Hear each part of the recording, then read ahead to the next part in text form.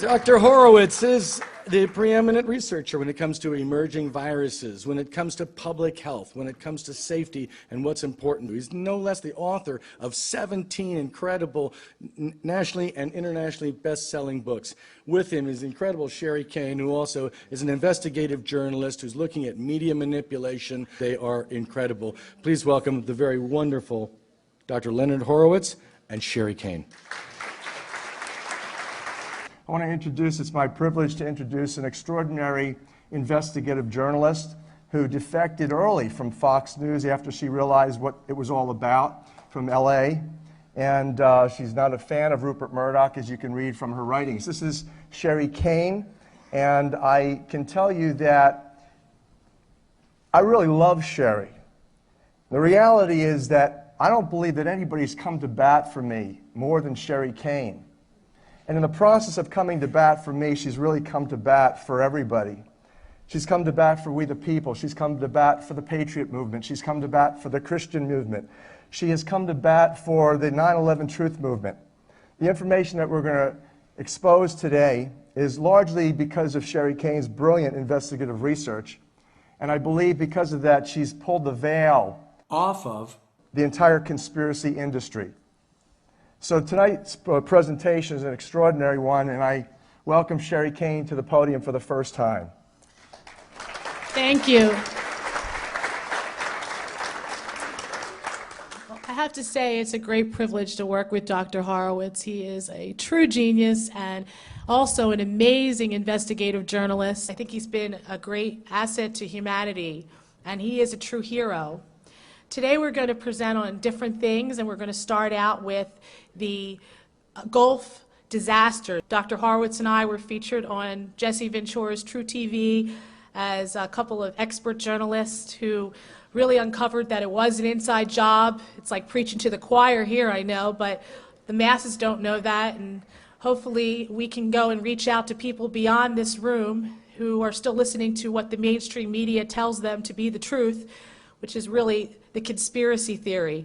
We are the conspiracy reality, and the mainstream media is the conspiracy theory. It's kind of flipped around, and we're going to talk about how everything is flipped around today. In the Gulf oil catastrophe, there was crisis capitalism involved. In case you don't know what crisis capitalism is, it's when the globalists actually create the problem and then create the solution for the problem. And that's what happened here, and it happened in 9/11 as well. We're going to talk about who was really responsible in having this happen, and how and why, or what it's all about. Pollution, biological intoxications, depopulation. You know, the matter of when you consider pollution, global pollution, and the agenda, it comes directly out of the report from Iron Mountain. It's been urged that people from all walks of life read that allegedly leaked humorous satire, which it was not. It was a leaked document. It was published by the Dial Press. Leonard was a scholar. When you read it, you see there's no humor in it whatsoever. It is laying out exactly what has happened over the past 30 years since its publication, actually a little bit more than that, in the 1960s. So you see that globalization involved massive global pollution as one of the manners in which the globalists would bring the people all over the world together against common foes. There was pollution. There was the alien phenomenon, the extraterrestrial risks. There was also the plagues, the great global plagues. And of course, there's other things such as biological warfare that, of course, and biological outbreaks from labs, such as what we're witnessing currently with the EU problem with the E. coli. And so that this is all part and parcel of bringing the globalization process for the urging for one world government, which this presentation today also deals heavily with, the manner in which propaganda and the mainstream media is spun, and organizations such as this are infiltrated by agent provocateurs and propagandists, including those that promote the Illuminati as an issue, that promote the malfeasance of public officials, including the Bush family, All of those issues that you and I, over the past, pretty much, if you've been at it as long as I have, let's say 20 years, involved in the conspiracy matters, all of you and I believe the same things about the foes, and we're going to share with you today that that is an agenda. We are all, in essence, brainwashed, mind-controlled, and grossly deceived. The biological intoxications also employ weapons of mass destruction for depopulation, and it is no mystery when you see on YouTube people like Bill Gates and Warren Buffett and those Ted Turners of the world talking about the need for global depopulation because of the shortage of resources and the increasing pollution associated with populations. That's a bunch of bunk. You and I know it. There's a massive amount of resources that have been untapped that include those that have been suppressed. The free energy technologies, the Tesla technologies, of course, the new revelations that we've advanced with 528 and the miracles of the way the universe is run involve musical mathematics. All of this has been suppressed, and we're now advancing all the research to expose it. Industrial sabotage, industrial espionage, sabotage, and CIA. Transocean, Halliburton, British Petroleum, Goldman Sachs. How were they involved? They were all involved in the Gulf oil disaster. Every one of them. This was an inside job, and we can blame the Bushes, we can blame Goldman Sachs, and we can blame the Rothschild League of Bankers for this disaster. The conflicts of interest, Deepwater Horizon, which was the Mississippi Canyon 252, which was the property of Transocean. British Petroleum, they owned the oil. Halliburton, the cementation job and the detonation, the companies that are financially directed by Goldman Sachs, such as J.P. Morgan and UBS investment bankers, all operating in the Rothschild League of Bankers. Peter Sutherland was the Pope's economic advisor and also Goldman Sachs' international director and the director of BP. And then also Transocean contracted Halliburton via Bush and Cheney. So all of these organizations made vast fortunes off of crisis capitalism. The creating of the problem, the creating of the solution, and how it fits perfectly in with the globalization agenda for pollution, hideous pollution, and human intoxication that leads to depopulation. Halliburton officials admitting knowing their cementation job was likely to explode according to congressional testimony. 3 weeks before the natural gas leak, the Bush-Cheney Halliburton Company negotiated the purchase of the world's largest oil spill cleanup company, Boots & Coots. Then, Apollo Investment Group, which co-owns Nalco, Corexit with Goldman Sachs, joined Rockefeller Exxon in 1994.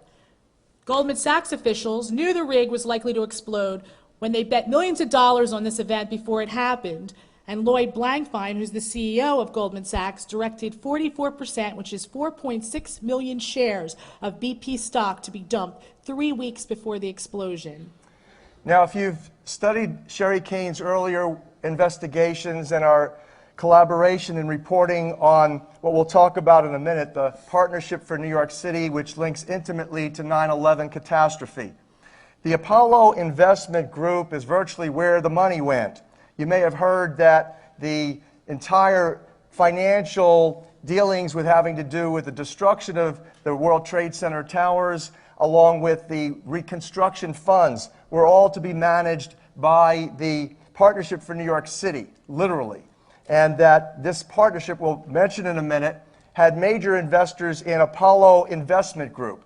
So you begin to see that those who are pulling the strings on Wall Street, and from the top down through the Rothschild League of Banksters, in this case, you have these people, again, conducting this crisis capitalism, and you can follow the money directly through this private equity investment organization, Apollo Management, that brought the money to MGM Grand Hotel in Las Vegas, that then constructed the Veer Towers and the new city center. That's called the Center of the New World on their website. It's the city center. It's Las Vegas's #1 newest attraction, and it heralds 2 leaning towers that when they opened it, it was draped in red, white, and blue in the evening. It was lit up red, white, and blue, and it appears to be falling into rubble. And that rubble, if you take a tour of that place you will find is owned by the world's wealthiest store owners, the Gucci's, etc. So that's the rubble. It's a monument. What you're looking at in Las Vegas at the City Center is a virtual monument that was never built in New York. It was built in Las Vegas. So you can actually go and research online. We have it online at waronwethepeople.com. So if you could take a note of that, it's a great website and get a lot of information. It's pretty much one of our newest websites that we put up. And so what was happening is, in terms of this transocean connection, if you remember, again, Sherri mentioned a minute ago that the Halliburton company did the cementation job and the demolition job.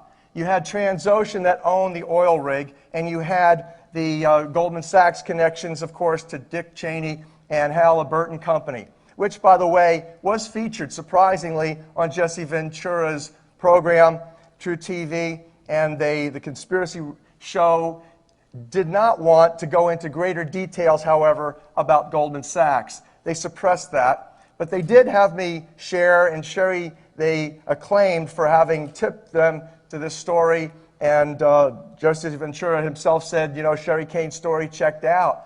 And the manner in which they made a lot of money, not all of it, because as Sherri said, that Blank Fine at Goldman Sachs unloaded stocks. The director of BP likewise unloaded a ton of stocks before the event, shortly before the event. But what was surprising that nobody else had reported on was what I had discovered when I began to investigate it. Dealt with Transocean's put options that were placed in place about 24 hours before the oil rig exploded. 24 hours, they put a put option through the Eurex exchanges. That means the top officials in the European stock market, they had an inside knowledge about this. Of course, Peter Sutherland had to have known also, being the major player that he is. And he runs Goldman Sachs International, as well as being the advisor to the Pope. And of course, he's also heavily involved in the directorship of BP Oil. So clearly, Sutherland would have known about the put options on Transocean Company, and that it allowed them to, for $2.50, about 12 to 24 hours before the explosion, secure the highest price of their stock. It was over $50 a share, and as that stock then tumbled down to about low 30s, I think it was, or mid 30s, by the end of the challenge, they would have made vast fortunes off of that put option that was synchronously timed to the demolition. So it's important, as you know, in all of these disasters to follow the money, because that's where the truth is going to be. And in this case, it was with the Rothschild League of Bankers, Bush-Cheney, Halliburton cartel, Wall Street's leading investment bankers at Goldman Sachs, and the Partnership for New York City. The Partnership for New York City is responsible for rebuilding the World Trade Center. It's a David Rockefeller Foundation that has Lloyd Blankfein and Rupert Murdoch as the co-chairman. If you look at who Lloyd Blankfein is and who Rupert Murdoch is and all the people that are on the board of directors, you'll find that they are all media as well as pharmaceutical players. Rupert Murdoch has the Murdoch Children's Research Institute in Australia that conducted some of the first swine flu vaccination trials on children. And he also is the CEO of Fox, as well as a lot of other major media entities. Yes, News Corp is, of course, one of the major conglomerates of the media. You're looking at everything from HBO to Warner Brothers, Time Warner. Also, this link between ABC, Disney, Miramax. All of those mergers came by Goldman Sachs, Lloyd Blankfein, who maintained a lot of shares in the stock. When you're talking about ABC, Disney, Miramax, of course, you've got to include Michael Moore. We'll talk about that in a couple minutes. Murdoch's complete family is actually involved in the pharmaceutical cartel. His son, James, is the non-executive director of SmithKline Beecham, which is supposedly the competitor for who Murdoch is involved with, which is... CSL Labs is with Merck. They're a subsidiary of Merck Pharmaceutical Company. And SmithKline Beecham, of course, is supposed to be a competitor. His son, James, is James Murdoch is the non-executive director for that. And his mother, Elizabeth. Elizabeth, the whole family is involved. I mean, People don't know that they're involved in the pharmaceutical cartel. And then Lloyd Blankfein is the biggest funder of AstraZeneca flu mist.